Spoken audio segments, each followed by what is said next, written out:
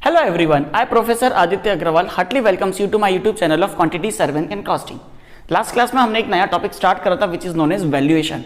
Valuation का हमने discuss करा था टॉपिक, और वैल्यूएशन क्यों जरूरी है, किसी भी बिल्डिंग की कॉस्ट क्यों निकालना है, और बिल्डिंग की कॉस्ट निकालने के बाद जब बिल्डिंग पूरी तरीके से खत्म हो जाती है, उसकी लाइफ खत्म हो जाती है, तो हमारे पास कितना फंड इकट्ठा होना चाहिए। ये सब हमने कुछ पॉइंट्स डिस्कस करे थे हमारी पीपीटी के थ्रू। ठीक है, अब उन्हीं पीपीटी में से हमने एक टॉपिक लिया है सिंकिंग फंड। ये सिंकिंग फंड क्या होता है ये हमने लास्ट टाइम भी डिस्कस करा था। सिंकिंग फंड एक इस टाइप का फंड रहता है, जब भी आपकी बिल्डिंग की वैल्यू खत्म होने वाली होती है तो आपके पास पैसा कहां से आएगा। तो आप क्या करते हैं, हर साल एक कुछ ना कुछ एक अमाउंट इकट्ठा करते हैं। वो अमाउंट इकट्ठे करने को हम कहते हैं सिंकिंग फंड। मतलब आप क्या करोगे, अगर आपकी बिल्डिंग 50 साल के लिए आपने डिजाइन करी है और उसकी कीमत 50 लाख आई है, तो अब 50 साल बाद आपके पास पैसा कहां से आएगा। तो हम क्या करते हैं, उस 50 लाख का जितना भी हमारा बिल्डिंग में लगा, उस 50 लाख का एक अमाउंट इकट्ठा करते हैं, और उस अमाउंट इकट्ठे करने को हम कहते हैं सिंकिंग फंड। ओके, तो आज हमने दो छोटे छोटे से न्यूमेरिकल्स लिए ताकि हम इनको समझ सके कि सिंकिंग फंड क्या होता है और कैसे जरूरी है।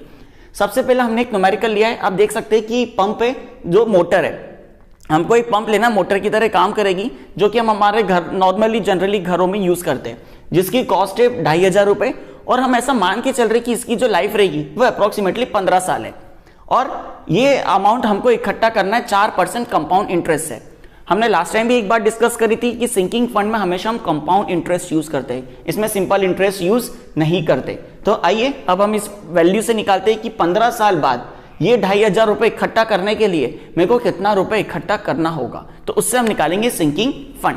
तो सिंकिंग फंड निकालने का हमने फॉर्मूला पढ़ा था, I equals to SI upon I plus 1 की पावर n माइनस 1 डिस्कस करा था हमने प्रेजेंटेशन में।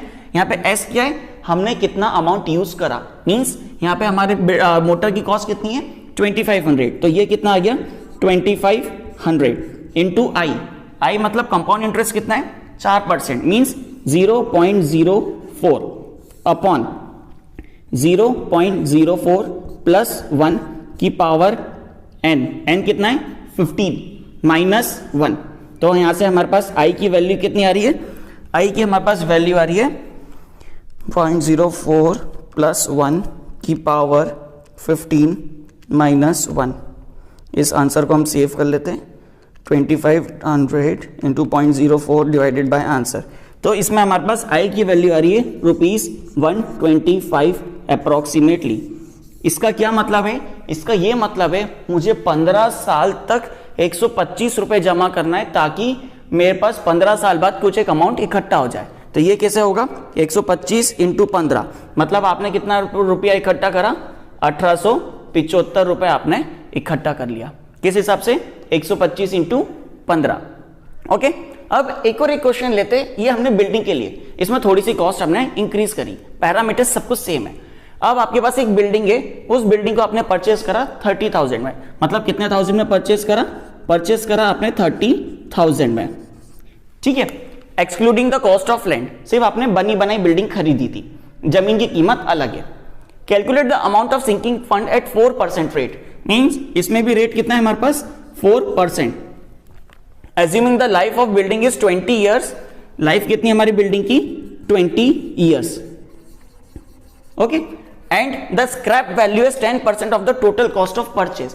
इसका क्या मतलब जब हमारी बिल्डिंग की लाइफ पूरी खत्म हो जाएगी फिर भी हमको 10% पैसा मिलेगा। कैसे मिलेगा, बिल्डिंग के अंदर से सरिये निकलेंगे, ईंटें निकलेगी, तो ये 10% पैसा हमारा बच जाएगा। मतलब खर्च कितना हुआ, खर्च हुआ हमारा 30,000 का 90% 20 सालों में। तो 30,000 का 90% कैसे, इंटू 90 अपॉन 100, मतलब ये वैल्यू आ रही है हमारे पास 27,000। मतलब मुझे अब सिंकिंग फंड किस हिसाब से निकालना है, सिंकिंग फंड निकालना है मुझे 27,000 के हिसाब से। आया समझ में, क्यों, क्योंकि 10% हमारी पहले से कॉस्ट निकल जाएगी।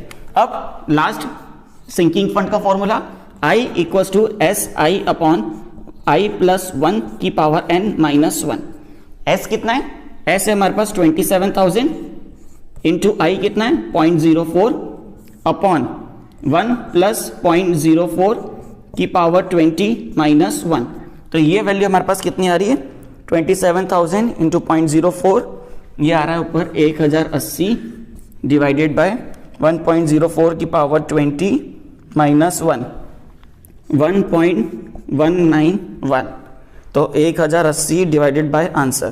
तो मुझे क्या करना है, अप्रोक्सीमेटली 907 रुपये इकट्ठा करना है हर साल 20 साल तक। मतलब आपने कितना इकट्ठा कर लिया, आपने इकट्ठा कर लिया 18,134 रुपये। सो इस तरीके से हम हमारे सिंकिंग फंड के न्यूमेरिकल्स करते हैं। आई होप आपको सिंकिंग फंड का बेसिक आइडिया क्लियर हुआ होगा। इसके बाद हम जो न्यूमेरिकल्स करेंगे उसमें थोड़ा सा बड़ा डाटा लेंगे और बड़ी बिल्डिंग्स के लिए करेंगे। Okay, thank you so much.